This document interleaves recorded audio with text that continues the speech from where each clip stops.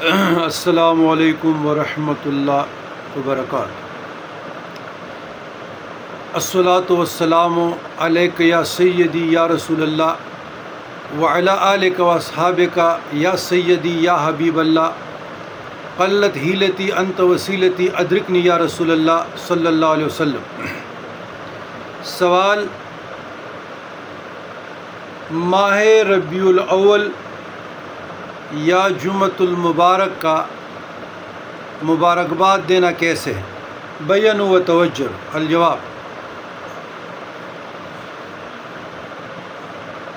ماہ ربیع الاول کی آمد آج پہلی ہے، پاکستان میں کل پہلی ہو جائے گی، اور جمعۃ المبارک کا شرعاً تو کوئی ممانعت ناجائز والی ہے نہیں، لیکن جو لوگ اس کے جواز کے قائل نہیں ہیں وہ یہ کہیں گے، وہ یہ کہیں اس کو الٹا کر کے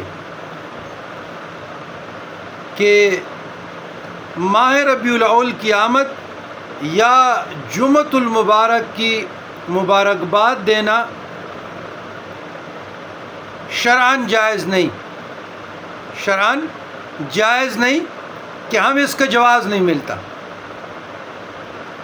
اگر شرعاً جائز نہیں ہے تو ممانعت میں قرآن و سنت کی روشنی میں آپ کوئی بھی دلیل پیش کریں کہ ماہ ربیع الاول کی آمد کی مبارکباد دینا شرعاً ناجائز ہے یا جمعۃ المبارک کی شرعاً ناجائز ہے، تو ان لوگوں کا فکر بڑا محدود ہے۔ جب اپنے لیے ان کی بات آتی ہے، مثلاً ہم یہ کہیں گے کہ درس بخاری، روحانی اجتماع یا ریونڈ کی شب جمعہ، 3 روزہ 40 دن جو چلکشی کے لیے جائز ہے، شرعاً یہ کہاں جائز ہے؟ کون سی دلیل یہ لائیں گے؟ لیکن یہ اختلاف باعث رحمت قیامت تک رہے گا۔ محرم الحرام کی بات آتی ہے، ان کو بدعت ان لوگوں کو نظر آتی ہے۔ 11ویں شریف کی بات آتی ہے، فاتحہ کی بات آتی ہے، سال ثواب کی آتی ہے، عرس بزرگان دین کی آتی ہے، روحانی اجتماع کی آتی ہے، تو ان لوگوں کو بدعت، اور خود جو مرتکب ہو رہے ہیں وہ ان کو نظر نہیں آتا۔ تو لہٰذا جیسے چاند نظر آئے تو آپ دعا پڑھیں، اللہم احلہ علینا بالامن والایمان والسلامت والاسلام ربی و ربک اللہ، یا اللہ اکبر پہلے پڑھے، اور والتوفیق لما تحب و ترضی ربک و ربک اللہ، ربنا و ربک اللہ، تو یہ دعا پڑھیں۔ اور ربیع الاول بہت بابرکت مقدس مہینہ ہے، اس میں صلاۃ و سلام حضور علیہ السلام کی تشریف آوری، تمام مسلمانوں کے لیے اس سے بڑی نعمت خداوندی کیا ہو سکتی ہے؟ تو بزرگان دین خاندان چشت جب بھی چاند کہ پہلی اس کو نوچندی جس کو کہتے نظر آتے تھے، تو جیسے چاند پہ نظر پڑتی تھی تو وہ اپنے سالکین کو، مریدین کو حکم دیتے تھے کہ تبارک الذی پڑھی جائے۔ 30 آیاتیں مجربات بزرگان دین ہیں، تاکہ ان 30 آیاتوں کی خیر و برکت کی وجہ سے اللہ تبارک و تعالیٰ کی پناہ میں رہے۔ تو اگر اب ہم جواز کا پوچھیں گے کہ شرعاً کوئی دلیل نہیں ہے کہ نوچندی جمعرات میں آپ تبارک الذی پڑھے، تو بھائی اگر شرعاً دلیل نہیں ہے تو ممانعت کی بھی دلیل نہیں ہے، مجربات بزرگان دین ہے۔ تو ہر چیز کو کلوز کرنا، ہر چیز کو بدعت شرک سے تعبیر کرنا، یہ کہاں کا انصاف؟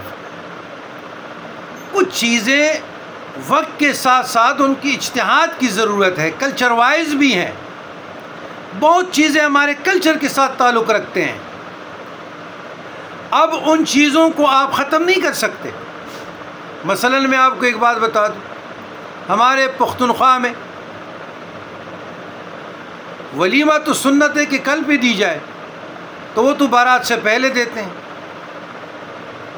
تو آپ اس پر کیا فتویٰ لگائیں گے کہ شرعاً ناجائز ہے؟ صدیوں سے عمل آ رہا ہے۔ اس قسم کے بہت چیزیں کلچر وائز ہوتی ہیں، اور وہ اگر آپ کو قرآن و سنت سے متصادم نہیں ہے، عقائد سے متصادم نہیں ہے، تو اس میں کوئی حرج نہیں ہے۔ جس طرح برتھ ڈے ہے، سالگرہ، یا جس طرح اینیورسری ہے، کوئی شادی کا دن مقرر ہے، اس میں کون سی حرج ہے؟ برتھ ڈے سیلیبریٹ کرنا یا اینیورسری سیلیبریٹ کرنا، اس میں کون سی حرج؟ ایک کیک آ جاتا ہے نا جی، بچے سارے اکٹھے ہو جاتے ہیں، کیک کاٹ لیتے ہیں، کھا لیتے ہیں، خوش ہو جاتے ہیں۔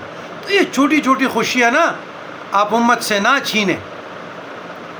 خود میں نے حرمین کی ویڈیو دیکھی کہ وہاں امام کعبہ کیک کاٹ رہے ہیں، تو اس پر تو کسی نے فتویٰ نہیں لگایا۔ بطور دلیل وہ ویڈیو میں پیش کر سکتا ہوں۔ تو پھر آپ جواز عدم جواز میں پڑھیں گے۔ یہ گھٹن ہے، معاشرہ میں الجھن ہے، لوگوں کی زندگیاں تنگ ہے، خودکشیوں پہ اتر آئے ہیں۔ ملکی حالات کو دیکھیں، اس میں اینیورسری کی شکل میں یا گیدرنگ کی شکل میں جو اپنے اہل و عیال کے ساتھ کوئی پکنک پہ جاتے ہیں، یا کوئی ہوٹل میں کھانا کھانے کے لیے جاتے ہیں بچوں کے ساتھ، یا گھر پہ کرتے ہیں، یا اینیورسری ہوتی ہے، برتھ ڈے ہوتی ہے، یہ آپ خدا را چھیننے کی کوشش نہ کریں۔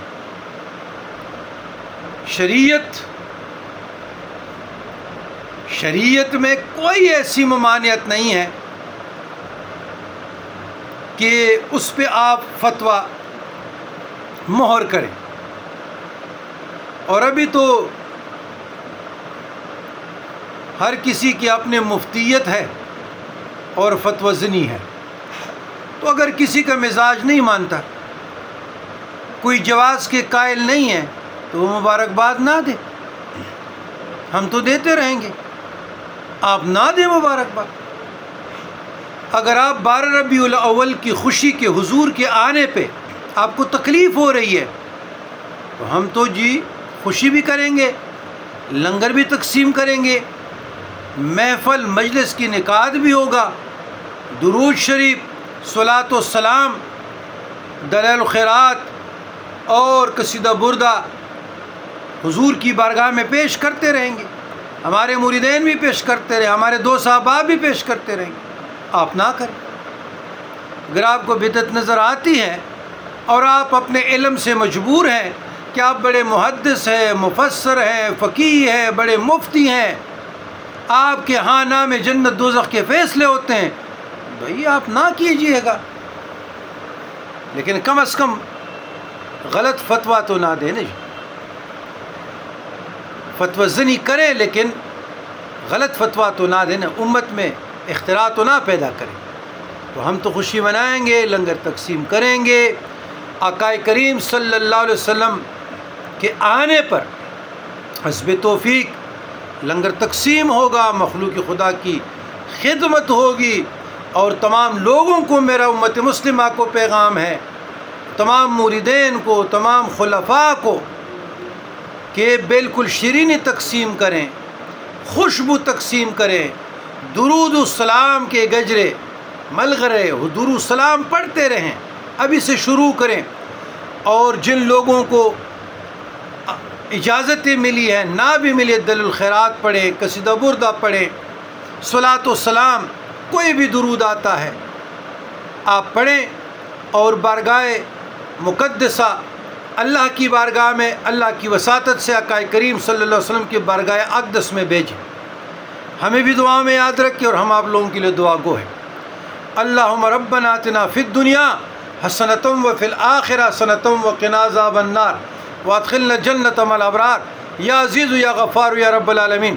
اللہم استرنا بسترک الجمیل وافوض امری اللہ ان اللہ بصیر بالعباد۔ وصلی اللہ تعالی علی خیر خلقہ سیدنا محمد وآلہ وصحبہ اجمعین برحمتک یا ارحم الراحمین۔